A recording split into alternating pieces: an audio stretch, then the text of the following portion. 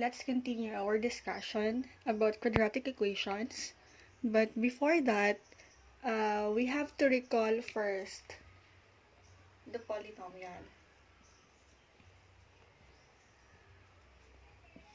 Okay? So a polynomial, when you were grade 7, we discussed that it is classified according to terms. Kapag one term, classification niya according sa kanyang mga terms siya. Kapag one term, tinatawag nating monomial. Okay? Example ng one term ay 2x. What else? We can have 5xy. Also, we can have 8x squared. So that are examples of monomial. Another is a polynomial with two terms. Tinatawag natin yang binomial. Example, we have 2x plus 4. So that is a binomial because we have two terms. And then if we have three terms, we call it trinomial. Alright, example of a trinomial, if we have 5x squared plus 2x plus 3. Note that we have three terms. That is why it is called trinomial. From the word tri means 3. Also, what will happen if we have 4 or more terms? In this case, if we have 4 or more terms, ito na yung tinatawag nating multinomial. From the word multi, meaning marami.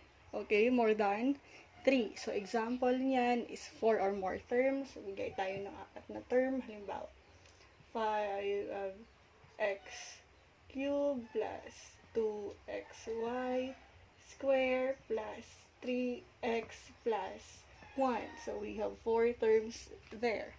Pwede din natin dagdagan. Pwede natin gawing 5, 6, or 8. That is still called a multinomial.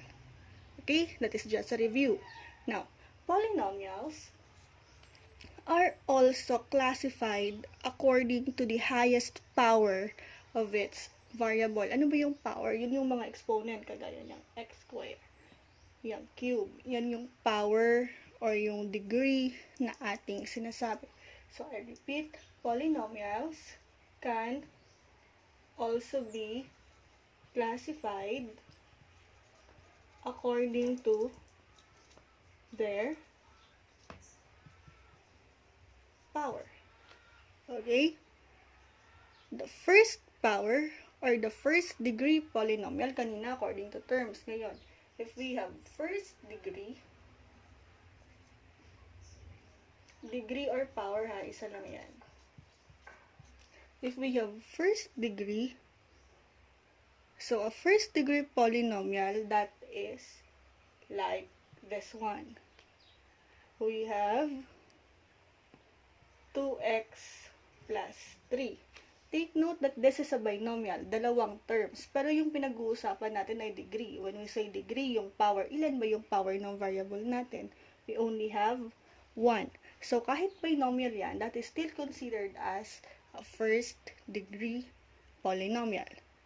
Since it is a first degree, ang tawag natin dyan ay linear.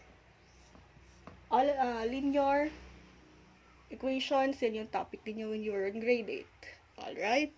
Next kind of polynomial, next classification is the second degree polynomial. Kapag second degree, meaning yung ating exponent or yung ating power ay 2.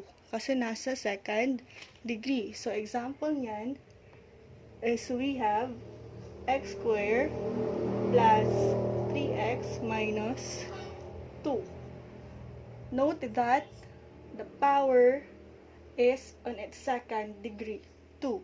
So, ang tawag natin dyan sa second degree polynomial na classification ay quadratic. Okay? Next, what will happen kapag third degree? If we have a third degree polynomial, the example dyan is kapag yung power ng ating variable ay 3 yung naging highest.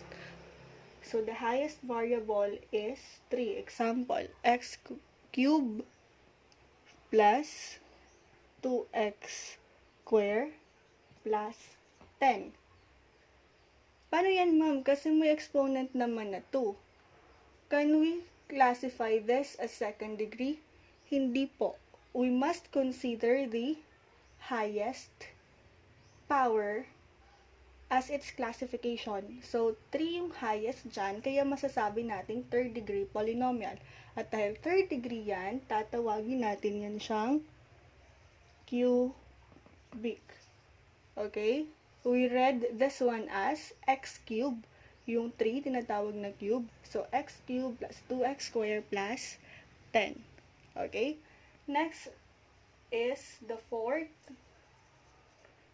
degree. So, pag meron tayong fourth degree, example natin yan, if we have x raised to 4 plus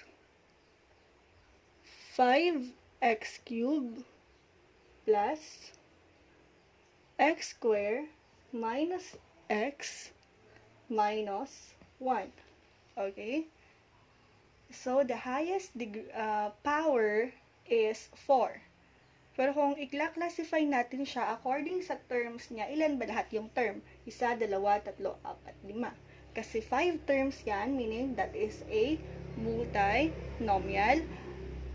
Kapag 4 na yung highest power, tinatawag natin yan siyang quartic. Okay? Also, kapag 5 na, if we are on the 5th degree, example niyan is kapag meron tayong 5x raised to 5 minus 2x square plus 2x cubed plus 4x raised to 4 minus 2x minus 2. So, as you notice, the highest power is 5. Kapag 5 na yung highest power, tinatawag na natin yan siyang quintic. Okay? So, I repeat the classifications of polynomial according to the highest power of its variable are linear if it is on its first degree, quadratic if it's second degree, cubic kapag third degree, quartic kapag 4, at saka quintic kapag it is on its 5th degree. Now, observe that on the first 4 examples, the exponents are arranged from highest to lowest, except on my 5th example. On the second degree, we have the exponent 2 followed by the invisible exponent 1. On the third degree, it is still from highest to lowest. We have exponent 3 followed by exponent 2. The same way, in our fourth degree, we have exponent 4, 3, 2 followed by 1. However, in our 5th degree, it is not arranged from highest to lowest. As you observe, 5. The 4 is here. 3, 2, and 1. Okay? So, we can say now that the 5th degree example is not on its standard form because we can say that the polynomial is in its standard form if the terms are arranged from the highest degree up to the term with the lowest degree. So how can we arrange now the fifth degree example into a standard form. It is in the standard form once it is arranged from the highest power to the lowest power. Now, as we arrange this example, let's take a look if what is the highest degree. So we have 5x raised to 5. So that is, sige, kopyahin ko na lang muna. If we have 5x raised to 5 minus 2x squared plus 2x cubed plus 4x raised to 4 minus 2x minus 2. So as we arrange it into the standard form, that is now equivalent to 5x raised to 5 followed by the fourth degree. We have plus 4x raised to 4 followed by 3. So we have 2x cubed followed by exponent 2. So we have minus 2x squared. Take note that whatever the operation, pina-follow natin yon. Halimbawa, kanina, positive or plus 4x raised to 4. So, kopya, plus 4x raised to 4. Dito, kasi minus 2x squared yan, dadalhin ko rin yung minus 2x squared. Followed by the first degree, or that is minus 2x. And then, the last one is minus 2. Okay? So, that is how we arrange in the standard form. So, bakit ba natin ito pinag-uusapan? Kasi may kinalaman yan sa topic ng module natin, which is about quadratic equation. Out of this polynomial, ang focus lang natin ay itong second degree, which is about quadratic. That is what we will discuss on this first grading period. Now, what is a quadratic equation? So, it is a mathematical sentence of degree 2. Alright? That can be written in the standard form ax squared plus bx as equal to 0. Note that we are in one variable. Kasi yung variable lang natin ay ano? We only have x. Alright? Now, the standard form ax squared plus bx plus c as equal to 0 is a mathematical sentence. Bakit siya naging sentence? Kasi kompleto yung kanyang idea. Like, ax squared plus bx plus c is equal to 0. Alright? That is a sentence. A sentence that is written mathematically, kaya tinawag siyang mathematical sentence. Kung merong mathematical sentence, meron din tayong mathematical phrase. Ano yung mathematical phrase? Okay, just like in English, we have phrase. Mayroon tayong phrase kapag hindi kompleto yung kanyang idea. So, it is a phrase kapag hindi siya naging equation. Like this one, if we have ax squared plus bx plus c. That is just a mathematical phrase. So, ax squared plus bx plus c. O, ano ngayon? Walang idea doon kasi hindi siya kompleto. And like on mathematical sentence, it has a complete thought. Ax squared plus bx plus c is equal to 0. Always note that an equation or a quadratic equation is a mathematical sentence. Now, let's go back. Let us focus on the quadratic equation. Now, this A and B are real. A and B are real numbers, and A must not be equal to 0. Bakit hindi pwedeng magiging equal sa 0 si A? Kasi kapag naging 0 yan sa A, ang mangyayari, magiging linear equation na. Kasi any number multiplied by 0 is 0. So, if you will multiply 0 into our variable x squared, magiging 0 na yan. So, maka-cancel out. So, ang matitira ay bx plus c as equal to 0. Kapag nawala yung degree 2 natin, hindi na siya magiging quadratic equation, magiging linear equation na siya. Kaya hindi pwedeng maging 0 yung value ni A. Let us proceed to our first example. So we have 2x squared plus 6x minus 3 as equal to 0. And that is an example of a quadratic equation with 2 as its highest degree. My question is it arranged on its standard form? Now, paano malalaman na na-arrange sa standard form? It must be from highest degree to the lowest degree. The highest degree is 2, followed by 1, followed by our constant. So we can say now that this is correct, that is on its standard form.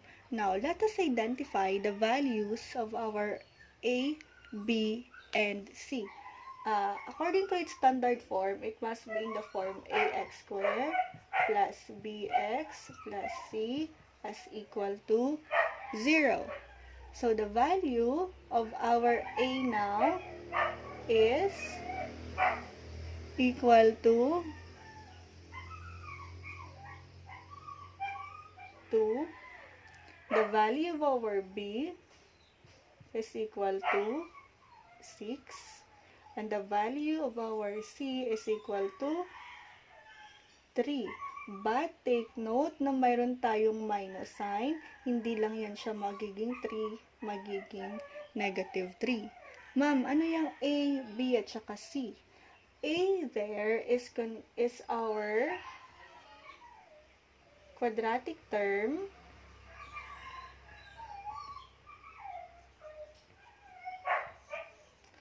B is called the linear term. And our C is called constant. Okay? Bakit naging quadratic term sa A, ma'am? Kasi nga, yung first term natin dito ay may variable 2. Kaya tinawag siyang quadratic term. Okay? Ito naging linear term kasi linear. Kapag first degree lang siya, magiging linear. So, linear term yung tawag dyan. Ma'am, bakit tinawag na constant si C? Kasi wala siyang variable. Hindi siya nagbabago. Yung value niya is fixed. Kaya siya tinawag na constant. Now, in our example 2, we have a rectangular football field with a total area of 7,000 square meters. So, this is the rectangular field. And then, its area is 7,000 square meters. Ganyan yung kanyang kabuuang area. Ang length raw, yung haba ng field ay 40 meters more than its width. Mas malaki pa raw ng 40 meters. More than means addition and its width. The width is unknown. Hindi natin alam kung ilan yung width. 40 more than its width. So, addition and its width is unknown. Kasi hindi natin alam, gagamitan natin siya ng variable. So, we will let x to be our width, and then the value of our length is 40 plus x. This is our length. Okay? The length is 40 more than the width, and the value of our width is x. Now, the area of a rectangle is equal to length times width. The area of the rectangular football is 7,000. Okay? And then, length times width, that is 40 plus x times x. So, we now have our area is 7,000 as equal to the value of our length, 40 plus x times the value of our width, which is x. We can rearrange this one. Pwede nating ilipat sa dulo yung ating area. We can move it here on the right side. So, pwedeng gawing x times 40 plus x is equal to 7,000. And then we will apply the distributive property of multiplication, monomial times binomial. So we have x times 40, that is 40x, and then x times x, that is x squared, as equal to 7,000. This is now a quadratic equation.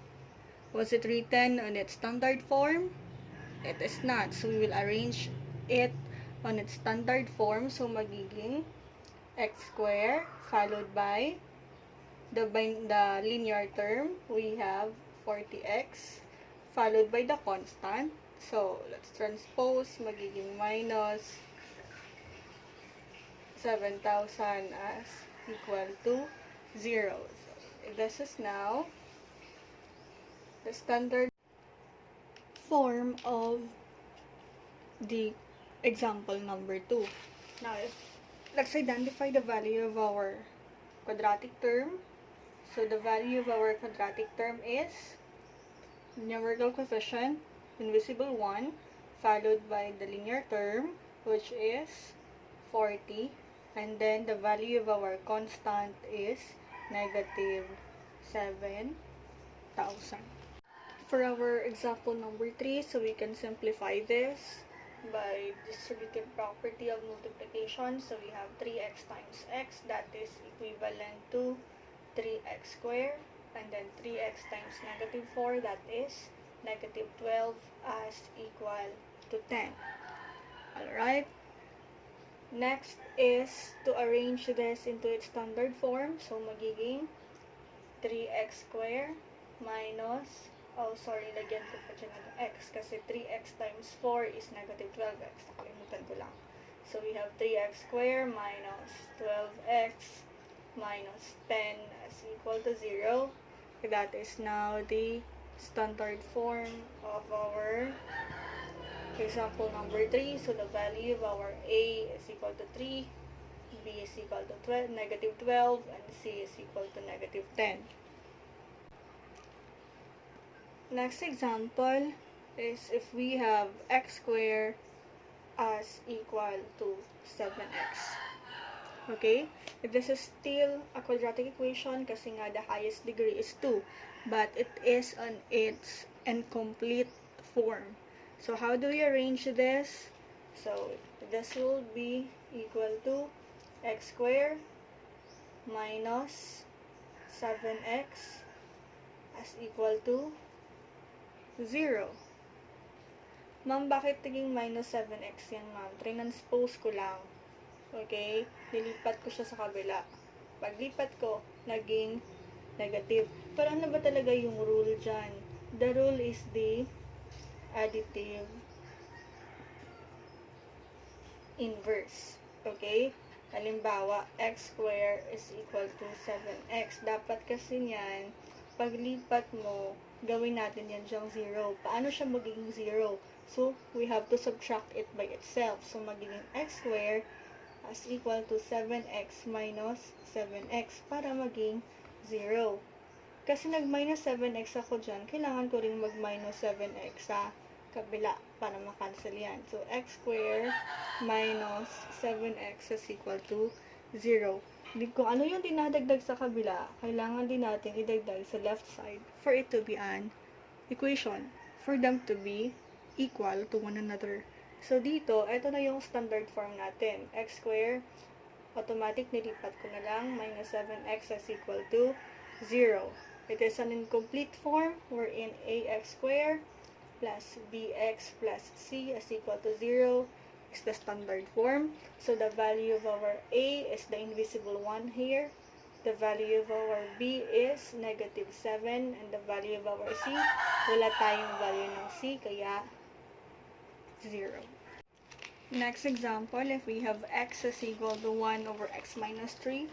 So, how do we simplify this one? We can simplify this by cross multiplication. Okay. So, cross multiply lang tayo. Ayan. the denominator of x is invisible 1, and then we have x times x minus 3. So this will be cross multiply x times x minus 3 as equal to 1. And then apply distributive property, x times x, that is x squared, x times negative 3, that is negative 3x, is equal to 1. Then I will automatically transpose, or you can, or let's say apply the additive property of equality. So 1 minus 1 is 0, so magiging x squared minus 3x, 1 minus 1, 0. So nag-minus 1 ako dyan, so magma-minus 1 din ako dito sa kabila. So this is now the standard form of our quadratic equation. Or the simpler there is just transpose it on the other side, so naging negative 1. As we transpose, we change the sign. Okay, so the value of our quadratic term is the invisible 1. The value of our linear term is negative 3, and our constant is negative 1.